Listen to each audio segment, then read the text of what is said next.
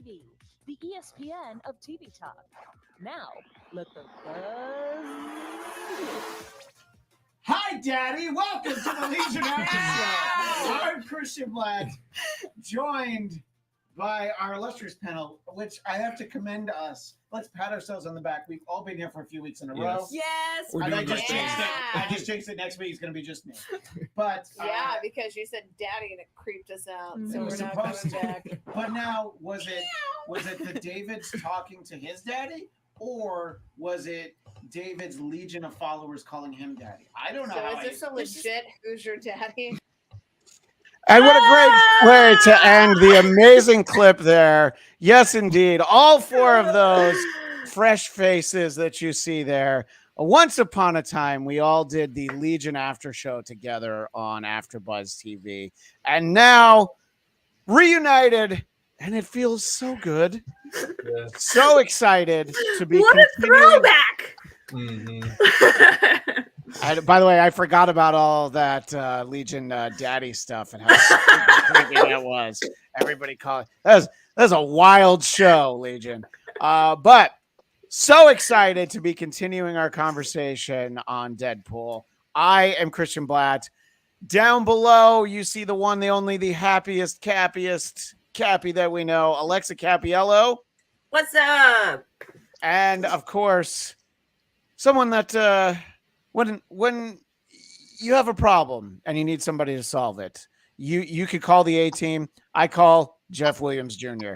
Thank you, Jeff, for being here once again to talk Deadpool. And Alana Jordan. Jeff, why are you matching me, bro? It's just we gotta call out the elephant in the room. Yeah, you know what? I was gonna say we're tag teaming over. Oh, yeah. this way. Alana, we're gonna have to excuse her. Thank you. This is our show. Yeah, we're not on Team Green, so exactly. Please go ahead and introduce the lovely Alana. Alana Jordan also here with us. Very excited to talk about it. Yeah. Alana, there's still some visual issues with your camera. So as much as we love to see you, maybe click off your camera for a moment and we'll see if maybe we're hearing you better than the way it's working right now. We'll have you come back. But I just want to. Okay, now it seems all right now. All right. So obviously, people watching Marvel Movie Talk, which sounds suspiciously like another show on another network, the people watching Marvel Movie Talk here on Geekscape, exclusively on Geekscape, they've heard a lot about me talking about Deadpool and Wolverine. And I want to get other people's opinions. We're going to start big picture. So we're going to go clockwise. Jeff, your thoughts on Deadpool and Wolverine, what we're thinking going into it, and if it delivered on your personal hype for the movie. Going into it, I only saw the first trailer, and after like so many Marvel movies, I don't know which one it was, I started thinking the trailers are telling me too much, and movies in general, the trailers are telling me too much. I only saw the first trailer for this, so I was very hyped.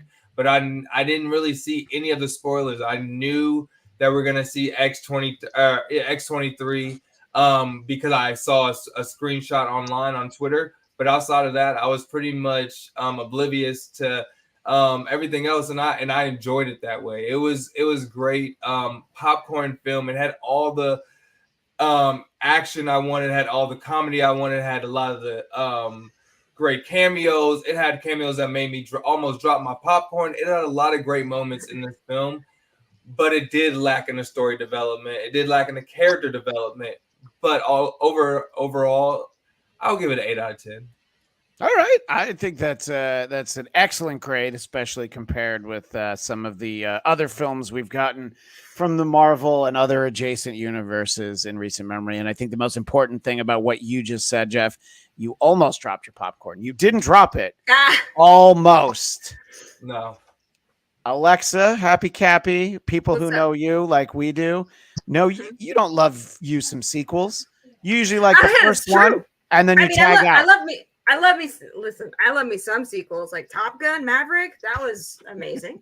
Back to the Future 2, I would even argue is better than Back to the Future 1. That is, I know it's a hot take. Hot take. But I do like it more. you know, there's not a lot of sequels that I can say that about. And I went into this really honestly like it's a Deadpool and Wolverine movie. Like I'm stoked to see both of these characters back in action. I mean, when are we going to see Hugh Jackman again as Wolverine? This seems like the last hurrah, but you know, Marvel's probably going to bring him back again in some until he's universe. 90, as the running gag in the movie was, until he's 90. So, and that's fair because he's the definitive Wolverine. The thing about it that I like the most, and maybe I'm jumping too far ahead, but I just want to say this: they got comic accurate Wolverine in there. They put Hugh Jackman's face on comic accurate Wolverine, and that was literally my favorite part of the movie. Agreed. Like I do how love that. he just like Wolverine and then was the most terrifying Wolverine of the bunch. I was just like, oh, that was genius.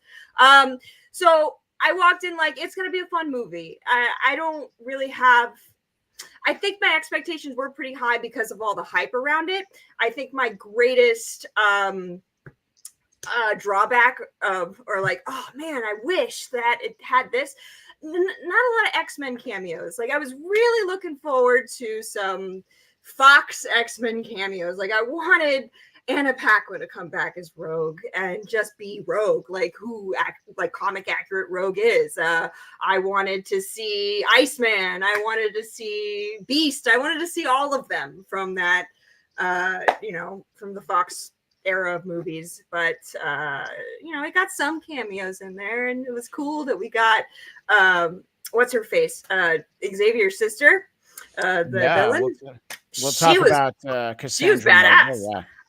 So are we supposed to rate this? Sorry, I went on. I'm like, no, you can. I mean, Jeff broke the mold and said 8 out of 10. So I didn't know we were rating. You can give a number. You can give a letter grade. If you're a nerd, you can give a comic book grade.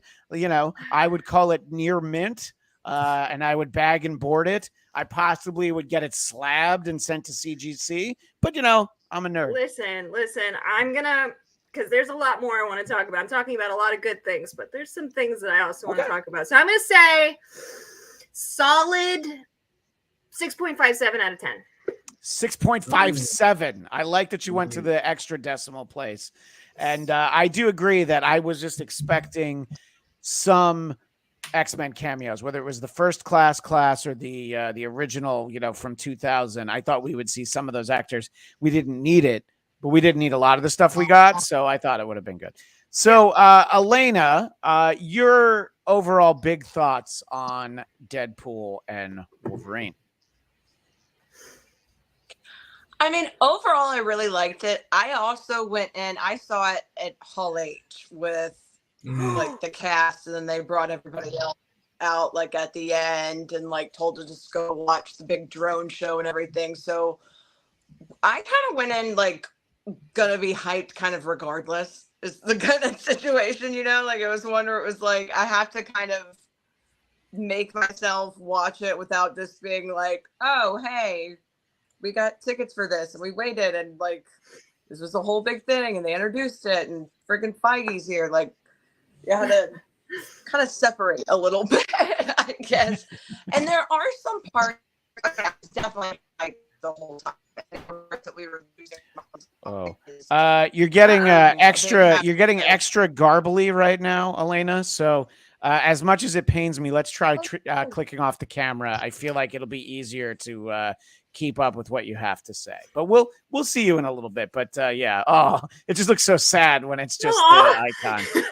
But you're here, so you were talking about it being, you know, a little bit biased seeing it in Hall H. But what were you going to say after that, Alana? Here, let me see if I can. I'm going to put mic in. Okay, does that sound bad? I will. It's a very garbly, warbly, and all those words that sound like that. I can't believe I went to San Diego Comic-Con and didn't get spoiled. Like I was terrified the whole time. I knew a few people there who were there all 4 days, and it wasn't spoiled for them. Actually, in the chat, our buddy Daniel Drew, who he's missed our first couple of shows. But because it took him a little while to see it, but I got to meet Daniel Drew in person. Jealous, Jeff? I got to hang out with. I was there. Yeah, I got to hang out with him, but I didn't hang out with either of you who were at San Diego Comic-Con. I missed both of you, but I came down on Saturday morning, so I actually missed a lot of people. So, so I saw Jeff and Alexa, but not you. Yeah, all right. Yeah, I see how it is. I wasn't on the cool kids text thread. It's all right. It's not the first time, and it won't be the last time. Yeah, it was random. Yeah. All right. So, in terms of the movie itself, though, without the pomp, the circumstance, the Feige, just some general thoughts, Alana. I liked it a lot. There were definitely, I mean, it's very fan servicey, and I probably would have liked it more without like later Marvel announcements that felt a little too fan servicey. But I feel like there were some parts that I didn't really jive with a lot. Like the whole message of you have to basically do something heroic to be worth something. I was like, well, I don't know if I agree with this entire message. And also, Vanessa, you're coming off as kind of a bitch. So I don't know how I felt about that, but also everybody was losing their freaking minds over Channing Tatum, and I couldn't figure out what, like, I was like, this is an offensive Spanish accent. This isn't Bayou. Like, this, I genuinely thought, like, oh my God, they have a Hispanic Gambit. And then I was like, no, it's Channing Tatum's dumbass doing something weird. Yeah. And he was doing something weird, by the way. I really liked it. Yeah. Are we going to talk about Channing Tatum's Gambit? Because I feel like we all have a lot to say about that. We're definitely going to talk about it. 100%. In the chat, the great Hack Ride. I thought this was the discussion room on Kids in the Hall later years, darker and more surreal content. I think I'm in the wrong room. I'll see myself out. Thank you, Hack Ride. We appreciate you doing a quick drive-by just for a moment. But Senor Spidey, look at that icon that he's got there. I love that's the really top cool. hat and tails. LFG. Let's frickin' go. Exactly. Mm-hmm. By the way, Sky Magnanimous 8 missed you, Elena. Didn't give a shit about the rest of us, but missed Elena. To be fair, I missed Elena too. Yeah. And I see Jeff more often than either of you, but I miss him too. I miss Alexa. I miss so many things. Yeah. Mm-hmm. So miss you as well. And Daniel Drew thinks they held back on most of the Fox Universe cameos for potential Secret Wars cameos in the future. Heard that. Yeah. I heard that. Yeah, but I think I would think that, but then the little montage at the end made me think that they're just getting rid of that and just not talking about them anymore. That's what that made me seem. And like everything leading up to this has been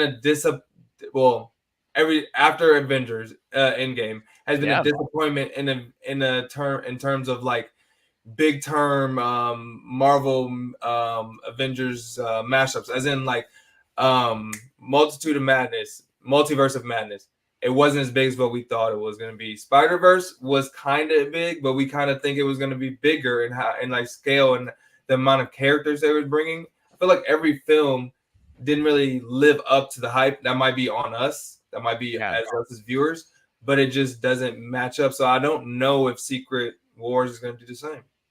You know what's interesting that you say Spider-Man Multiverse? Like I lost my mind seeing Toby and I did too. Andrew Garfield and like all of the cameos in that film. Like I lost my shit. Didn't have that same experience with this one. Maybe because I was expecting different cameos. Well, maybe because I when Elektra popped up, I was like, why are you here? Well, Cam Egan is talking about the one that most people reacted to as just the out and out shock. Oh, Blade, yes, that was top cool. of my lungs. Blade when was Wesley cool. Snipes appeared, because we had heard that we had heard that Jennifer Garner was on set. That had leaked out like a year ago. This nobody knew, and considering that Ryan Reynolds and Wesley Snipes didn't get along on Blade Trinity, I think it was even more surprising. So I thought that was great. That was a legitimate surprise. But Elena, I wanted to let you say what you were trying to say a moment ago.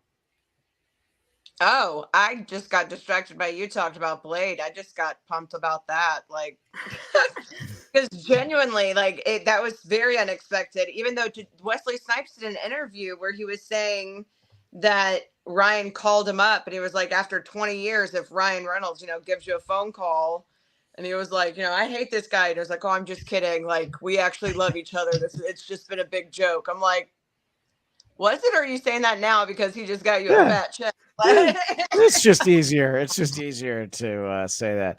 And we've got some interesting comments in the chat, but I'm sorry, we have to stand down and make sure that I read this one from Chris Tuthill. Christian Bladt is one of the century's greatest broadcasters. So I hope you other dogs, and I think he means DAWGS, you other dogs, give him the respect he deserves. I'll be checking. However, I have to go. Have a good show. Well, then why did I read it if I don't get the credit for reading it to you? But thank you, Chris. Wow. I Wow. This person that. really, really likes you, Christian. Like, just love. Look, there's one person for everyone. And Chris Tuthill is it. Back to Sky the Magnanimous 8. I heard that Deadpool Wolverine was originally pitched as a road trip movie taking place after Logan. It was supposed to be Deadpool kills the Fox MCU or the Fox universe. The end result, cool. Yeah, I mean, I think when the sort of the set photo leaked of the Void with the Fox logo, and because there is a story called Deadpool Destroys the Marvel Universe, there's actually a couple of them. I think a lot of us thought like, okay, yeah, he's just going to go and kill the Fox universe. I think if your expectation was that story, this movie's way better. There are definitely problems with it, but if it were him going around and killing the Fox universe, I mean, that was like the end of Deadpool 2, where, he unmakes the Green Lantern movie and, variations on that. So, but one of the things that I want to take a quick moment to talk about is something that I've forgotten to talk about in our past conversations. And the use of music in this is just next level and phenomenal. Obviously, there's two big ones that people would think about. Bye, Bye, Bye, the dance sequence. It's great. And apparently, Ryan Reynolds meeting in person with Madonna to ask her to let him use Like a Prayer. And, couldn't have worked better. But I think the unsung musical hero of this film is when they're fighting in the car and it keeps jumping around the stations, and then it becomes You're the One That I Want from Grease. I love a mismatched soundtrack to a fight scene. So I thought that, look, as James Gunn has proven in his Guardians movies and on the show Peacemaker, music placement goes a long way. And I think that some of these choices were phenomenal. What did you think about the music in the movie, Elena? I really loved it, especially the fact that, like, with Celine Dion years and years ago, they had that whole thing where she was like, I only go up to 11. He's like, oh, I should have hired NSYNC. And then years later, it comes back to this full circle. Like, I'm like, and also, this has nothing to do with the music, but I just got excited when I heard this, that originally Ryan Reynolds pitched it to be like a really, really bad B-list movie called Alpha Cop, and like nobody would know what it was. And then 10 minutes into the movie, the Marvel logo would start showing, and then it would actually be Deadpool and Wolverine. And he was like, and so for the longest time, they were all geared up to do it. And then Marvel was like, no, we're not doing that. We're not doing that. Hard pass on. What did you think, Alexa? Of the music? Yeah. The music was great. The fight scenes were great. I think my only issue there is like there were just so many. And they were so long too. Yeah. So I was just like, I don't know. I would have liked to see maybe some more awesome cameos instead of watching them fight over and over and over again. Not being able to kill one another over and over and over again. But I loved the car fight the most. If I was going to pick a fight, the fight in the beginning of the movie too. That was really, really awesome. That was a great fight to start out with, and it was a lot of fun. Why didn't they show the cameos that were the other Deadpools, like Blake Lively? Why did they not show her face? So I have a theory on that. That as soon as you show her face, it's not a cameo anymore, and she all of a sudden I gets a lot. know, but they're and she- already there. I get it. Use someone else then. Yeah. Use Huh? anyone else. Like use Yeah. another actor. But they also had Kid Pool and Baby Pool were his Yeah. kids. So I like Yeah. that they were there. And look, I get not showing the kids. I agree with you, by the way. I just Fine. tried to think just about with the why they didn't do it. I would have loved to have seen her. So, Yeah. I think that what they're doing is they're setting up because there was all this buzz about the big cameo being Taylor Swift as Dazzler. Everybody's been Yeah. losing their damn minds. She's going to Yeah. be Dazzler. Like they're literally drawing her on covers, like doing variants with Taylor Swift as Dazzler. Yeah. I think because she and Blake Lively are BFFs and Ryan Reynolds is kind of over because Ryan Reynolds would not be like, no, we're not going to give my wife more money. Like that's not like they would show her face if, No, if but that's she could issue, make the but- decision of like, hey, let me just do a little thing. People It's- would have lost their I agree. minds. I do too. Lady I agree. Deadpool walks out there and we're like, that's cool. Oh, who wonder who that is? They never show Well, her face. let me stir up a little Also, hornet's people- nest here with our buddy Ivan Soto. We all know Ivan Soto. Are we sure Blake Lively was in the lady pool suit though? Wasn't it My confirmed? impression is that she was. We know Matthew McConaughey was not on set. He just recorded the voiceover, at his house or something. But what were you going to say, Elena? Oh, they had a stunt double listed for Lady Deadpool. I thought that she just did the voiceover. Okay. Yeah. Oh. Yeah. don't know, So but we I don't know. Oh, what? Sorry. No, I'm just saying we don't know. We're not sure. Yeah. I think that they're genuinely setting it up though to be like at some point there will be Lady Deadpool and Dazzler and it will be the two of them when that one cameo won't overshadow all of the other ones because if she had That's been fair. in this one, no one would be talking about any of the other ones. Really though, but I don't think they care if one it's a movie of cameos though. Like Yeah. they never pretended that it wasn't a movie of cameos. That was what it was designed to be. So Yeah. I guess it just other than money, other than budget, which they made a joke about, with Chris Evans. Yeah.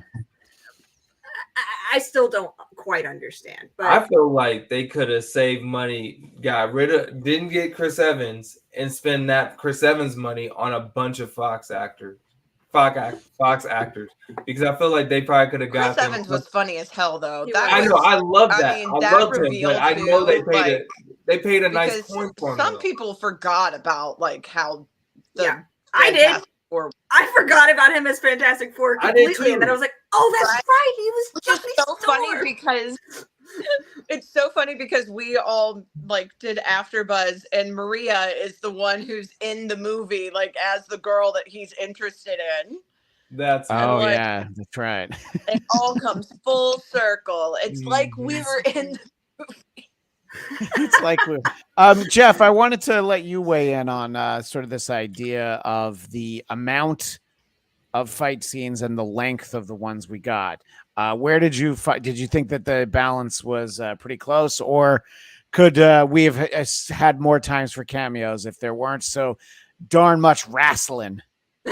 Yeah, I mean, I would have liked more cameos and a little less fighting because I felt like they were fighting each other a little too much. It was a lot of fan service. Like, just wrap it up, y'all. I get it. Y'all going to once you see Sabretooth, you're on the same team. Stop fighting each other. And like it took a while. I did enjoy the opening sequence, but that still took a while. I feel like we could have got to the story more, but it's like if I just wanted some more story development. If it wasn't more story development, give me more cameos, make it more fan service. There you It go. just seemed like it was enough. They just checked off. Like y'all could invite some people. I bet you Storm, I'm blanking on her name. Halle Berry? Halle Berry. Jeez. Sorry, Halle. But yeah, I bet you she would do it. Halle Berry's like Catwoman or nothing. DC. Yeah. That actually would have been amazing if they had. That would her have been as so Catwoman. cool as Catwoman. That would've been Crossover. sick. They would never, but No, Maybe on TV. What if they were sort- watching? Oh, sorry. no. If they were watching her on TV, yeah, absolutely. Yeah, like a Nobody needs to Catwoman movie apologize and for TV anything. show. We're all in 4 different places, but yet probably in like a 8-mile radius of each other. So it's all right. Again, Sky the Magnanimous. If Deadpool and Wolverine was supposed to be the MCU's answer to Doctor Strange and Multiverse of Madness, then to Jeff's point, Halle Berry, James Marsden, yeah, Ben Affleck, and yeah, Alan Tudyk should have had cameos. yeah. I've mentioned this every time I talk about it. I did like sort of the very meta omniscient ability of Deadpool to know everything in the real world as well, because so when he says to Elektra, "Oh, sorry about Daredevil," and she's like, "Yeah, it's okay." So I love stuff like that, talking about Hugh Jackman's let himself go since the divorce. There's stuff like that. And Ivan Soto, did you notice The Greatest Show from the Greatest Showman playing on the radio? I noticed. There's a member of the Deadpool Corps that is dressed like the Greatest Showman as well. Mm. So there's On the lots of fun stuff soundtrack. like that. Yeah. They probably showed just as much X-Men in this film as they did in the last Deadpool film, because they did show the full X-Men cast as a quick cameo in the that was last great. X-Men film when he went to the house. So I was like, we didn't even get that. We could have got that for this film. Yeah. That could've No, been I know. And I think that with the film ending up with a running time 2 hours and 7 minutes, which I really appreciate, which like that, even that is long, but compared to some of these other movies we've gotten, I'm not asking for too much more. X-Men cameos is one of the things that I would have liked to have seen, but they did not deliver on that. So just talking a little bit about story development, what were some of your shortcomings, Alexa? And are you and Jeff on the same page because you sent the green memo to each other earlier today? Yes, we are one. We are Legion. That's right, Daddy. Oh God, We are Legion, but we are 2. Yes. I'm multiversed out a little bit. I think Spider-Man did it really well. But it's just so overly complicated. But this is a comic thing, so like I'm not criticizing it because I know it's lore. This is what comics do. We love the multiverse is a thing. I just don't like it as a storytelling device for movies. And it's just because everybody continues to overcomplicate it. And I think this movie suffered again from overcomplication. Maybe that's just a me thing though. The characters, I don't know if I cared too much about Deadpool's plight this time. I cared a lot more about Wolverine's plight, which was odd. I wanted to kind of care about both characters. I wanted there to be more of a buddy romance, a bromance. There kind of was one, but it just almost felt rushed. Like they were like beating the shit out of each other. And was it really ever resolved? Or did they just have to continue to work together and let's just do this? Like, did they ever have a come to Jesus moment with one another? Kind of. I don't really remember one. Do you? It wasn't memorable. No, they're just. Oh, look, we'll both sacrifice ourselves. That's what we have in common. Yeah. And it's like, Yeah, but I'm talking before then. Like after the major fight in the car, was there like a No, so Sabretooth come and he's like, let me pull these knives out real quick and let you handle a different fight. And they're like, okay, we got to get out of here. Let's work together to get out. So Logan only comes around after X-23 talks to him, and like, we could really use you. And it's and sort of because of giving him the tough, not but Deadpool. No, it's not until the end where they both sacrifice themselves, which is nice. But there's the moment where Logan says to him that the Avengers would have been lucky to have you. So it's like he finally came around. And I mean, are they both living with Blind Al and Dogpool? Like, he's got like Cable's watch. Can he like hawk that and maybe, I don't know, get like a 2-bedroom at least? I know. I felt bad for Blind Al. He's just like, hey, here's this giant Jack dude that's going to be living here too.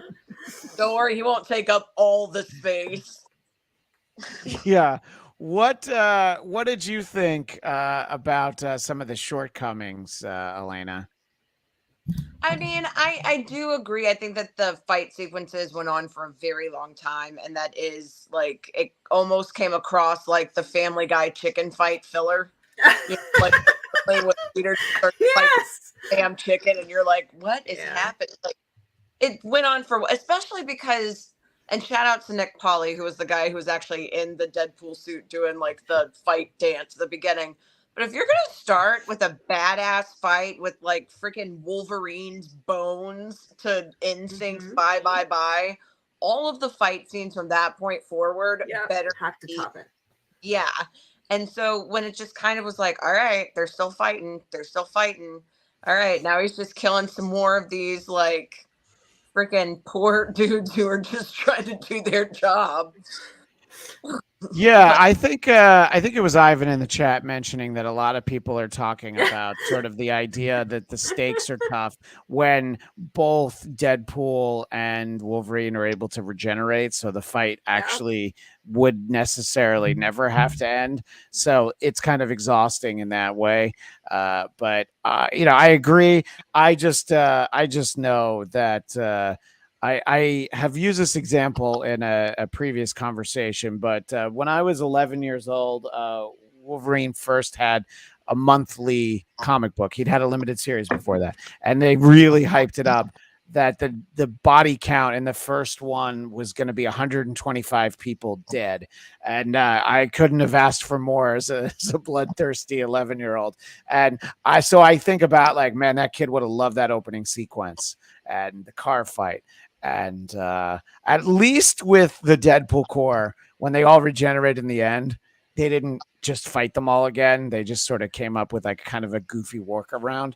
But so I think that I'm all right with it. But again, I've already said what I feel like I would have liked instead of so much fighting. We could have done some character development. We could have visited with some X-Men. But we're talking about Wolverine. Hugh Jackman had great character stuff for a different Wolverine. The whole thing, and Deadpool kind of telegraphs it a little bit, does it a little tongue in cheek. But are you going to tell us about the suit, or are you saving it for an Act 3 flashback? So I thought that was funny. But then having that scene with X-23 and him, it's phenomenal. So Wolverine got great character stuff. Yes. Deadpool just sort of like, I wish my girlfriend still liked me. Yes. And, and he's not wrong. He went back in time to save her, so. Yeah. Like, I was like, Vanessa, when did she become such an unlikable, like, bitch? Yeah, like, she was always supportive and awesome. And then for this one, they were just like, oh, well, we're just going to fridge her because why not? So I was surprised we got any of his Fox supporting cast. By the way, he's got that Polaroid. This is everybody I love. Like, okay, so we're going to pretend that TJ Miller wasn't your best friend in the first two movies. All right, fine. Everybody you love is in that Polaroid. So, again, it is definitely one of those movies that you have to be along for the ride. In general, like, I know people have issues with it. We're all talking about problems with it. I haven't found anybody who just was like, yeah, I saw that it was garbage. Oh, no, it wasn't garbage. It's fun. We've seen garbage from Marvel.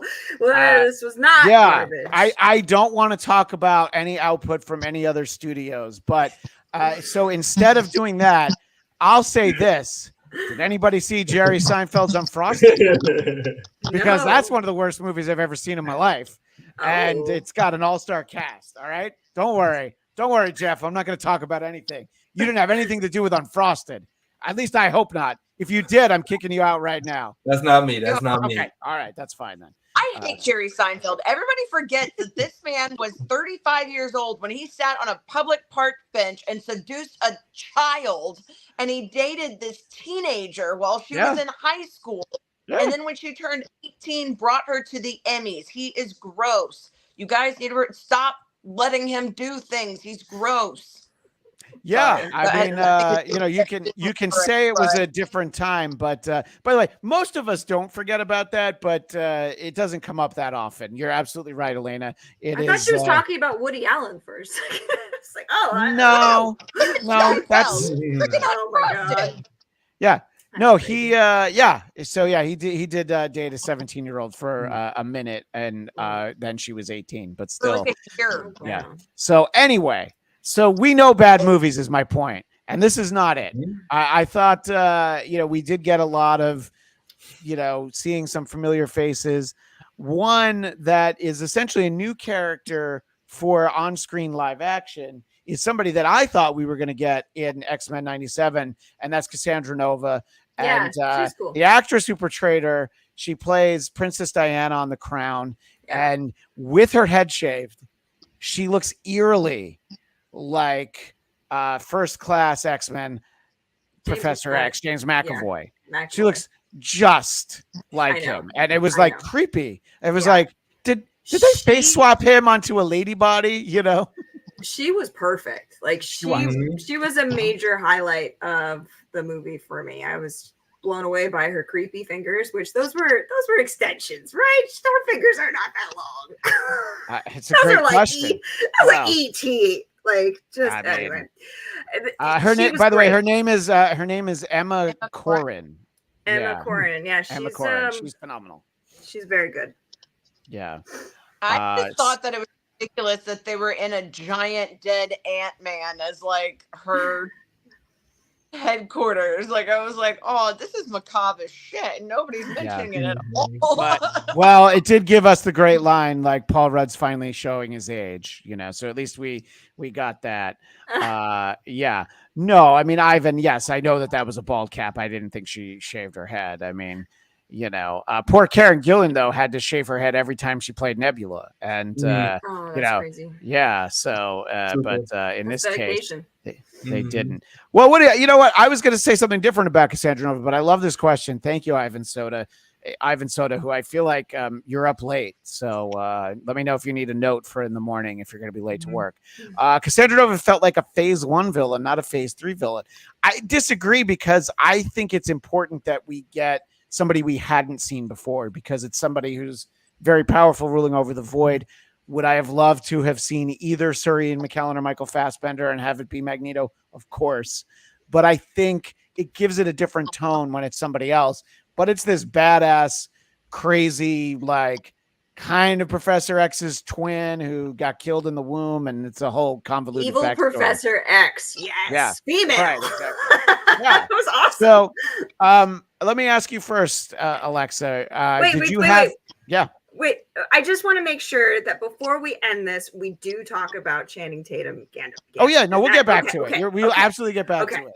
Okay. Yeah. Go ahead. No, I did mean to talk about it earlier. Wait. We're not going to pump the brakes on Cassandra Nova because I don't want her finger to go up my nose and pull out my brain. That was that was the best like graphics or VFX. That was so good. I did like when Pyro was like, no, put your fingers there. Just ask sometimes. I thought that was awesome. That was great. So what did you think of her though? And were you familiar with that character, Alexa? Oh, I thought I had already talked about her enough, but I mean, again, I thought she was amazing. I thought her acting was great.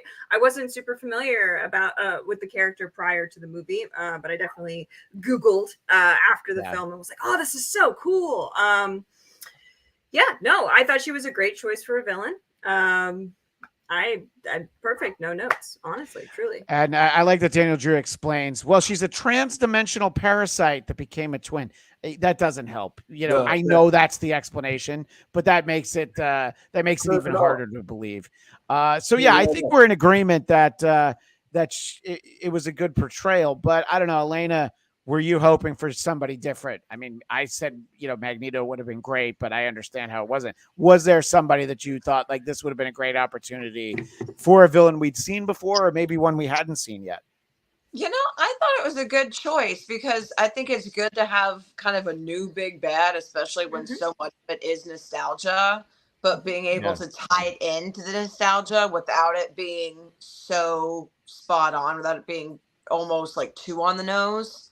I thought it was a good theory, and I like the way that they I honestly felt like they could have spent more time on her and her story and developing that out and cut some of the fight sequences, because I honestly felt like her whole thing about her making this deal and getting screwed over, like, that's huge. Like, I want to see more of like the turn of it, because we saw it just so quick. I want to see, you know, more of the setup of her kind of ruling this area and her why she's getting so angry. Like, I want to see all of the things that she's thinking, like, you're taking all of this from me. That's some of the character development that we could have had in the film. Could have had.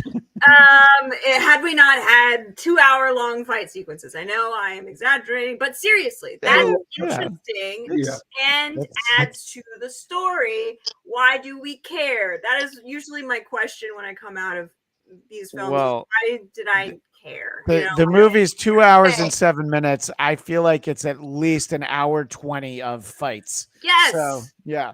This is the thing I will say, though, because Chris, like you were talking about when you were a kid and you like wanted all the, you know, the bloodthirsty.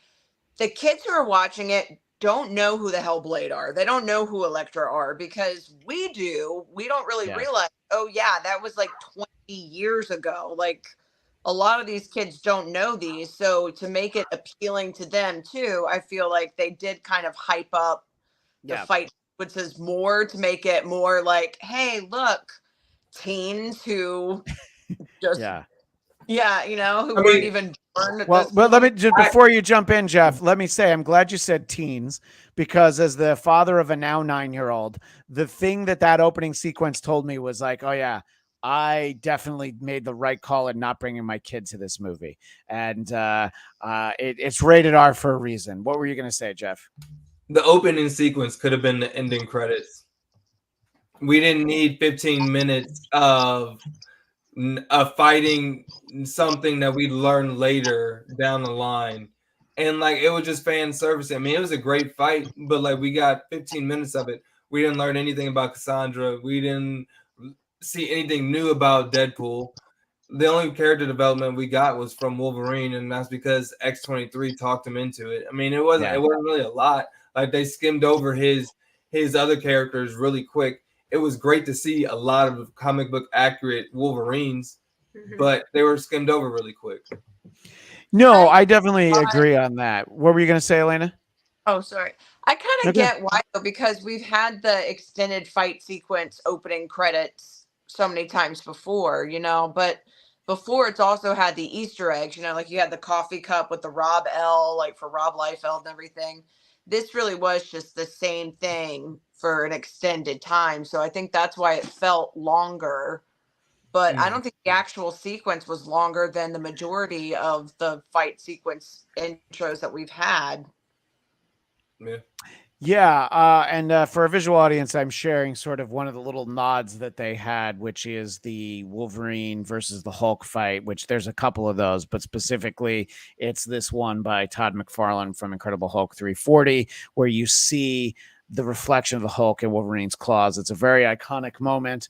And if they want to make a movie with literally no character development where they fight for 2 hours and 7 minutes, I got no problem with that. If it's Hulk versus Wolverine, and if we don't even know who wins at the end, I'll be like, man, that was great. I'm okay with watching that. Are you excited for Red Hulk? I am excited for Red Hulk, and only Indiana Jones could play him. Cassandra Nova, according to Ivan Soto, should have been a villain that continued to go for future movies, but she really was just a one and done villain, unfortunately. Well, Alexa, you're going to hate the answer. With the multiverse, we could see her again like that. So there's no problem there.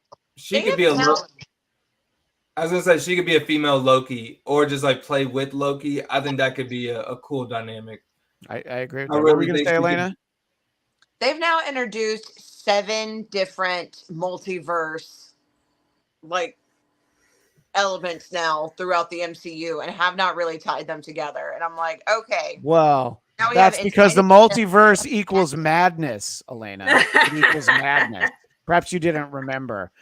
Sky the Magnanimous. It's interesting that Cassandra Nova debuted in Deadpool Wolverine.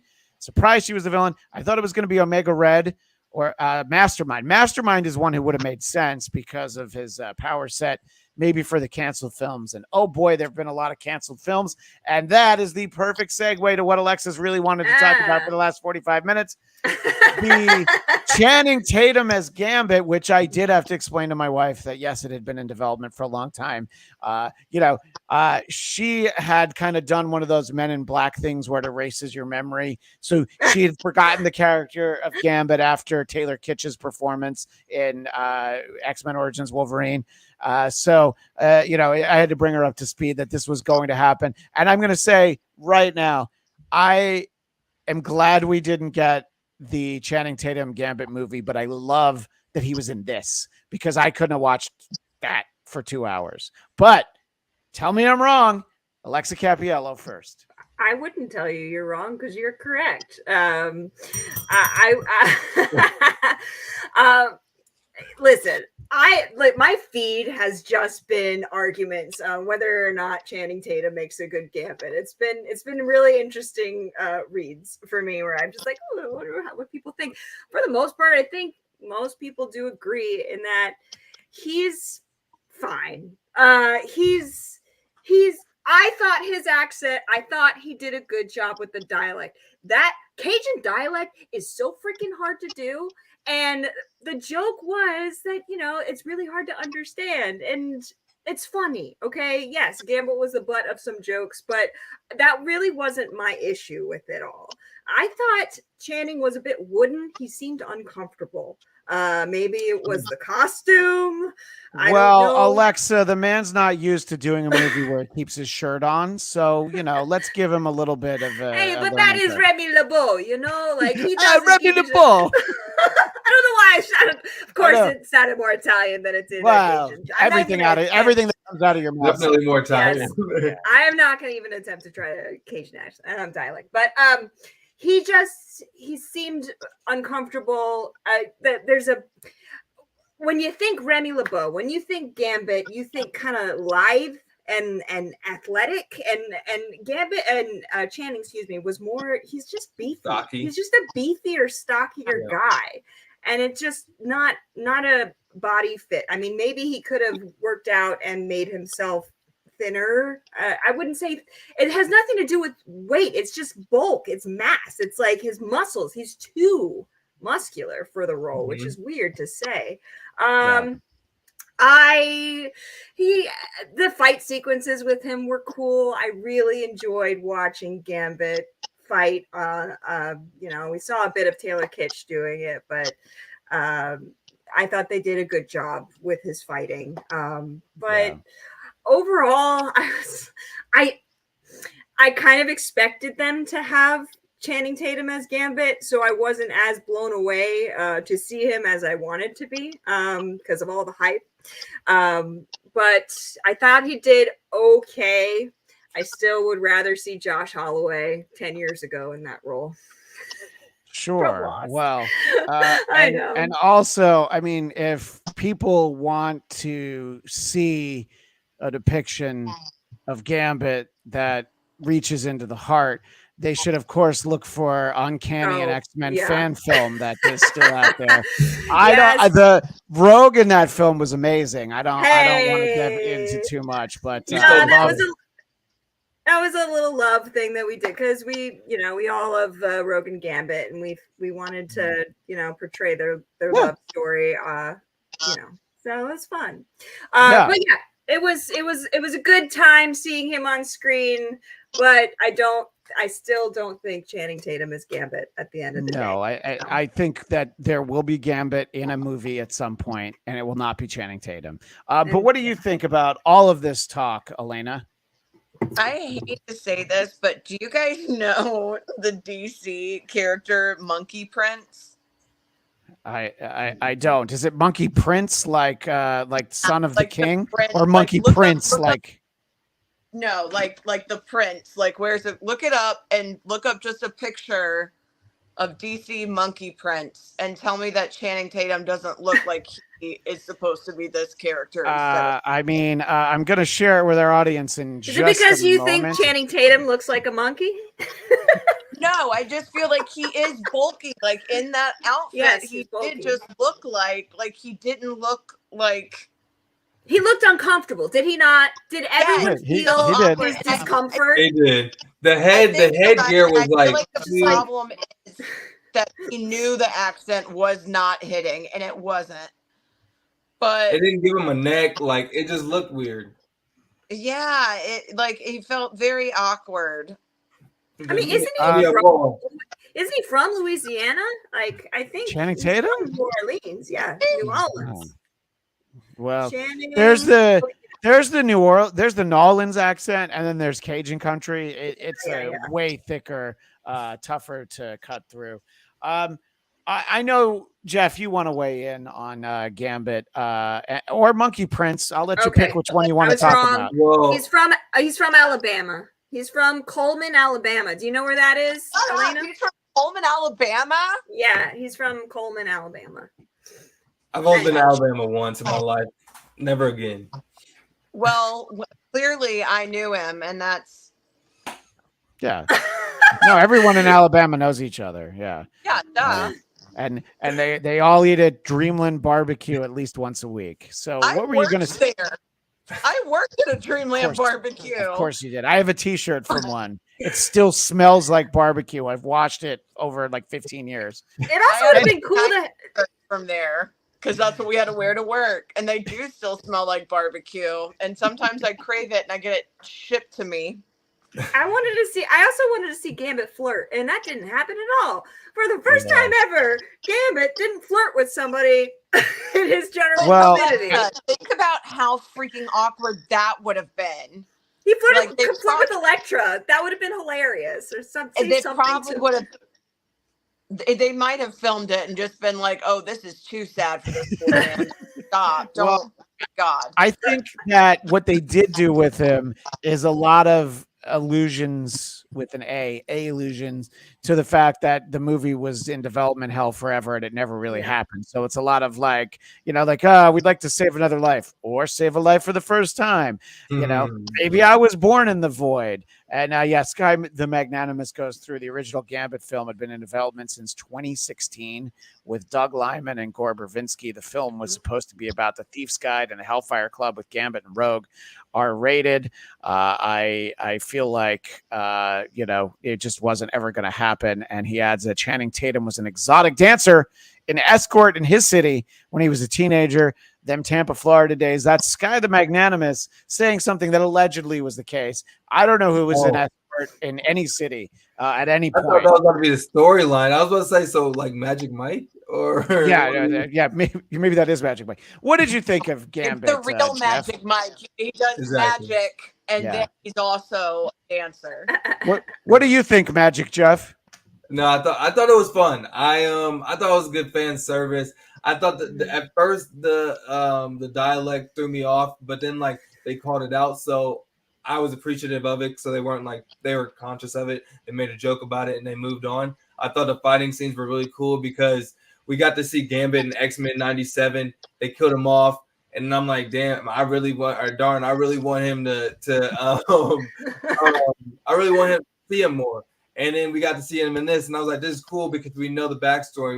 And he got to finish his story in that sense. He got to play Gambit, and now it is making me like, you hear the rumors like maybe we get more of Gambit in the future, and maybe the next iteration of the X-Men. Hopefully, he's a leader or forefront in that film.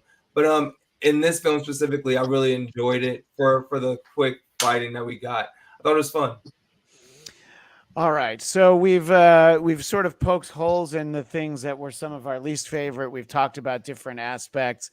You don't have to each say one, but one or two just absolute. Oh, I loved this about the movie.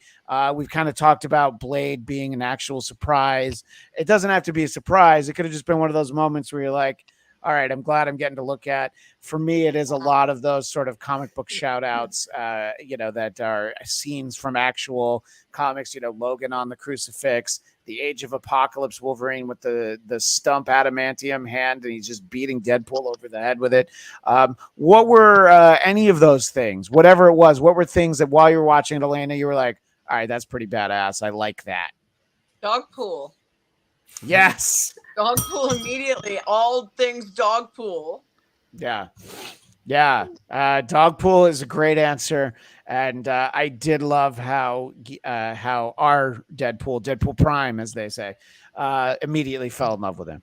That's a solid response. So good. Even What though about- it was hilarious and so sad with Nice Pool when it's like the regenerate.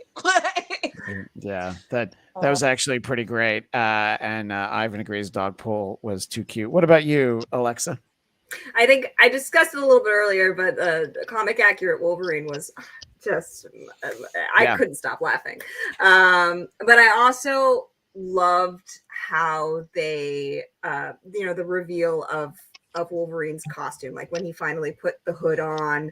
Yep. I was just like, oh, yes. Like, I thought they did a really good job with that in particular.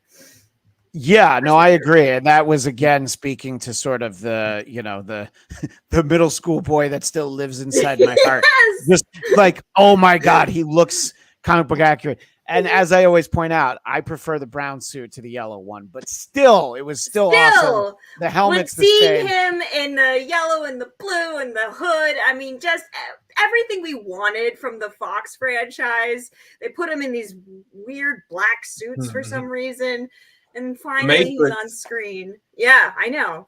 I watched a whole YouTube video about why they did what they did to the costumes. They thought it would look too hokey. Now they know it doesn't. It looks freaking awesome. It's mostly because of the Matrix, from what I understand. Because if you remember, they would have shot that movie in 1999, and you kids might be too young to remember, but in the 90s, we all wore black leather to everything, and I do mean everything. So that's probably not what was going on when you guys were watching Saved by the Bell: The New Class. So you'll just have to trust me. Jeff Williams, something that we maybe haven't talked about, that we haven't talked enough about, something that jumps out like, oh man, this was the awesome thing about this movie. We kind of talked about it a little bit. It was outside of Blade, it was Johnny Storm, and seeing Chris Evans as Johnny Storm again. That was great. And then also not only that, but his description of Cassandra Nova and how it was actually like retold in the ending credits. I thought the ending credits were great. I thought him talking about like how horrible she was and all the cussing and stuff, I thought that was hilarious. And then hearing the backstory about how Ryan Reynolds said, we can use cue cards if you want because it's a lot. And he was like, no, I never get to cuss like this in movies. Let's do it. And he just memorized the whole thing and then did the monologue. And I thought it's just cool to see Chris Evans in that role, because Captain America is kind of stiff in a sense and Johnny Storm is not. So it was cool to see that. Yeah, I agree. And Sky the Magnanimous, I'm not quite sure if this is just what you're thinking, but with the upcoming X-Men reboot supposedly focusing on Gambit and Kitty Pryde, as well as the OG X-Men with Psylocke, Angel, Cyclops, Storm, Beast, and Iceman. I wonder what the story will be.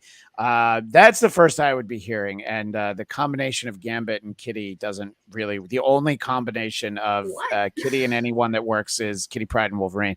And for our visual audience, I have no idea what happened to Elena. Kitty and Colossus too. Yeah. Well, no, that's just a relationship. I don't know. Yeah. Why are you hanging out on sideways now? Why? I feel like you're not even using a phone, and that would be the only reason that makes sense that happened. I feel like the rest of us should try. Exactly. Which way? Yeah. Yeah. I don't know. I wanted to show off the stuff we got at Hall H, and now I'm in a weird thing. Yeah. Well, in a different program, I could actually flip it, but I can't on StreamYard. So do you have the Wolverine bucket? It looks like she does. Yeah. This is what they gave us. Deadpool Wolverine water. All right. Water. Okay. Yeah. Cool. And they gave us popcorn. It was just like this. But then we got these. Oh, nice. This seems don't know how. Yeah, they gave us these. So it's like the best friend's bracelet, the heart. What? Go ahead. I'm just describing what it is for our audio audience. Go ahead and say what you were going to say about that. Yeah, these are little pins that they gave us. This is the necklace. This I already had. I got with my friend Brittany, who went with me. But this they gave us. This is the infamous bucket. How long did you I don't guys think it's wait? that. I don't. The tongue is creepy because it is like rubbery. Yeah, I mean that's what the Dune was like too, but it was like more, you know, like fingery, whatever, because it was like a worm. I don't know if that was. I didn't just mumble. I didn't even say a word, but you know. No, I think we know what you're saying. But how long did you wait in line to see that movie? Because I was about to go see Hall H, and they were telling me it's like a 6-hour wait during the daylight, and I don't stand out in the sun. I'm already black enough, so I'm not about to do that. How long was that one? Because that was the day before I got there. Well, that one was one that you had to win. This is so weird that I'm sideways. It's tripping me out. But anyway, that was one that you had to win the like ticket lottery. Got you. Beforehand, and like you were supposed to. This was a big thing that they really screwed up. People are really mad at Comic-Con this year because they were supposed to scan everybody's badges because you were supposed to get a confirmation for you +1. Luckily, our +1s were from different, like my friend and I wanted to go and we ended up both getting it with a +1. So we had people from other countries that came and they waited in line for us so we could just go meet up with them like right before it opened. So we didn't really have to wait, which was very nice. But oh my God, man, they stopped scanning people's badges and people just started screenshotting the confirmations and going in without actual tickets. So people who were told that they had tickets couldn't get in. Yeah, our buddy like Daniel Drew told me that that's what had happened, and he was in line in the morning, and he was in Hall H all day, so it worked for him. But I was only there for 2 days, so I decided that I would not be spending one of my days at Comic-Con in Hall H. Plus, I had responsibilities at the Geekscape booth. As we're talking a moment ago about the Wolverine bucket, popcorn bucket, I wanted to share this video. There's some great videos of Harrison Ford from Comic-Con weekend. In this one, he's asked about the Wolverine bucket. No. No, would you like? Well, I don't know if I'm not familiar. So they have these popcorn buckets that are kind of lewd. Oh, cool. And I'm just curious if you could pitch one for Captain America 4. Do you have any ideas for Mr. Kevin Feige? They're kind of supposed to be like lewd or funny or suggestive. Let me look at it again. The idea is you stick. No, I don't think I can help you. But thank you for the opportunity. There's a lot of him just being like, yeah, He's I don't so know. ancient. He's just adorable. He's an I adorable know, old and man now. he's our president. He's our Red Hulk in Captain America, Brave New World. We'll be excited for that. Oh, believe God it. bless him. I'm glad that we got to look at that, but also glad that we all had the opportunity to get caught up and talk about Deadpool and Wolverine. And I'm excited for for Captain America. And we've got the Agatha TV series in the fall. Yeah, go ahead. I heard a rumor that they released 4 episodes to reporters and journalists. Is that true? Well, if they did, I wasn't on that list, so I don't know. It's a little early for them to do that. I know. A lot of times when they do a show, like I got the first 4 WandaVision before it premiered, so sometimes they will give you a bunch of them so that you can kind of know where it's going, but they won't give you anything that's like a super spoilery episode. Yeah. So I don't know that they've done that just yet. And obviously Hall H had some big announcements. We've covered that on this show and elsewhere. But before we go, does anyone want to chime in on the Hall H announcements, specifically the big one that Robert Downey Jr. will be playing Doctor Doom, some Doctor Doom. We're not really sure what it is, but I don't think we need it. He's a great actor. It'll be a great performance. But I was honestly, it felt a little desperate. That's just me talking. But Desperate how? That you don't do that if you haven't had basically 4 years worth of an occasional hit, but a lot of misses and some stuff that might be considered a disaster by some. I had fun with the Marvels, but it was not a successful movie, so I understand where they're coming from. Quantum Mania was also not a successful movie. So I think that if they'd hit the target or at least gotten close to it on these last bunch of movies after Endgame, I don't think they bring Robert Downey Jr. back, you know? So by doing that, casting. Well, yeah, boardroom casting. Boardroom casting. I definitely agree with that. Yeah. Mm-hmm. And it's like, they just what you need to. Go ahead, sorry. Oh, it's just what made the movies good from the beginning was they would get unknowns and they would let people have creative control. So by kind of over managing everything, I'm like, you guys need to take a big step back, because part of what made this movie work and what made it such a big hit financially is that they gave them a lot of creative control. And that's what they need to be taking in, not just thinking, oh, well, people like Robert Downey Jr., let's get him back. And unless it's like a quick thing where it's just like, oh, here's a multiverse where instead of Dr. Doom becoming Iron Man becomes Dr. Doom, and we see it for like a minute and a half, and then it's done. Like, I think if they're going all in on Robert Downey Jr. as Dr. Doom, it makes no sense. No, I definitely see where you're coming from. I'm very hesitant about it. Again, I'm sure the performance will be great, but sort of the reasons behind it. What were you going to say, Alexa? Well, I was just going to say they're clearly sleeping. They need to hire you to write their next movies. I think they should hire all four of us and no one else. I mean, I was okay. So I kind of knew-ish that the comic storyline with Dr. Doom and Iron Man becoming Dr. Doom and all that. But initially, my thought was, because I forgot, because it was back in the recesses of my mind. Initially, I was like, do they not know any other actors? Why are they reusing? He's great, but why are they reusing this actor? There are so many actors out there who could portray Dr. Doom in such a cool way. I don't know. I was just like, okay, cool. I don't know. That was my general feeling. Giving the last word on this to our friend Jeff Williams. What do you think about that announcement, sir? I thought it was lazy. I mean, pretty much what we've all been saying. I thought it was lazy. I thought it was just because I thought it was a little bit desperate as well.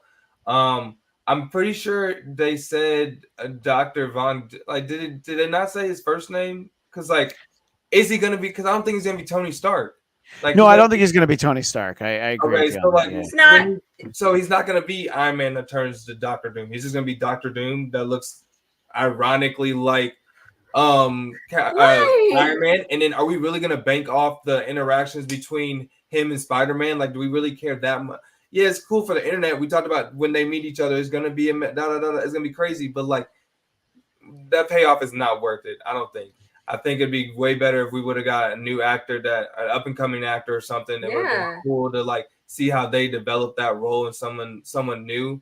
But yeah, I thought it was really lazy. But hopefully in D23 this weekend they give us something better and more exciting. I was gonna say real quick, I am excited for Fantastic Four. I agree. But more of the material that comes out, I just love that they're retroing it. Like, I think that's a great idea. You know, I'm a little tired of seeing Pedro Pascal everywhere, although he's awesome. But I kind of am like, I don't know. I'm like, oh, this seems fresh. This seems new. I'm kind of digging it. I hope it's good. Like, you have pained Elena, but I know Pedro is amazing. Listen, I'm not talking shit. I think he's a great actor. He's just everywhere right now. He's like Glenn Powelling all over the place, and it's just like, okay. I You love this know? comment from Sky the Magnanimous 8. I think if they wanted a Doctor Doom, you cast Cillian Murphy, Mads Mikkelsen, Yes. Christoph Waltz, Michael Fassbender, Yes. also Alfonso Cuarón. I don't know that there's those two directors should direct Avengers. Yeah, bringing the Russos back for Avengers is also a little bit of a feeling of desperation. Wanted to see John Krasinski and Emily Blunt play. I mean, we got John Krasinski a little bit, but I think they would have been so good as Mr. and Mrs. Fantastic. Oh, that would have been. I agree, but I think that we probably all knew that was going to happen. Not going to happen. I'll have two quick little things on the way out, but I want to give everybody a chance to promote whatever they've got to promote, where people can find them and their wares. Elena, where can people find you? Oh no, Elena, we can't hear you. On mute. We can find Elena on mute. On mute. I am at Alana J. Jordan on Instagram, at Alana Jordan on Twitter. I refuse to call it X. And I forgot what my TikTok is. It's some form of Alana Jordan. Some form of it, yeah. And Elena just Jordan for our audio audience, I want to point out it's spelled Alana, A-L-A-N-A, but it is pronounced Elena. I think it's important to make the distinction. And Jeff Williams, where can you be found showing off some fine real estate in Southern California? Yes, I can be found everywhere at Jeff Will Jr. on all social media platforms. And if you're looking for a house in the California area, I'm your guy. I know. If only I hadn't bought this house about 2 years ago, you would be my guy. Alexa Cappiello, where can you be found? So you can find me on only Instagram, really, because I can only focus on one thing at a time. I get it. At Lex, L-E-X, Cappy, C-A-P-P-Y. Also, if you like D&D and you like watching D&D, you should check out our new campaign on YouTube called Dungeon Call. So check it out if you like watching D&D. Well, you can find me on Twitter and Instagram at ChristianDMZ, and please like and subscribe here at Geekscape for all of our great content, but also some tremendous other shows.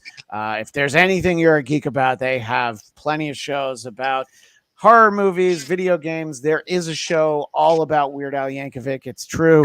I may have been a guest a number of times. So check all of that out. Please subscribe. We will be back with some more Deadpool and Wolverine adjacent content. We're also going to wrap up and do our reactions to season 2 of Hit Monkey. I haven't even started it yet. So make sure you subscribe when you see us, and we'll still be with you throughout the summer. I want to leave with two things. The first, I showed one interaction Harrison Ford had with a reporter at San Diego Comic-Con. I have another one. Oh boy, I hope it's just as awkward. I got to ask you, given that this, of course, is the antagonist here is King of the Serpent Society. Who deals better with snakes, Indy or Thaddeus Ross? You guys Who shot first, Guido or Han Solo?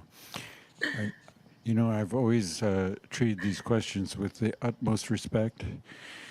And somehow, at the same time, complete disdain. I will not answer that stupid question. But thank you. Yeah, no, of course. I mean, it's an honor to know. Delighted to have the opportunity. I do like that in both cases, he's very polite at the end. Thank you for the opportunity. What was the question again? I missed it. So who's more afraid of snakes, Indy. Indiana Jones or Thaddeus Ross?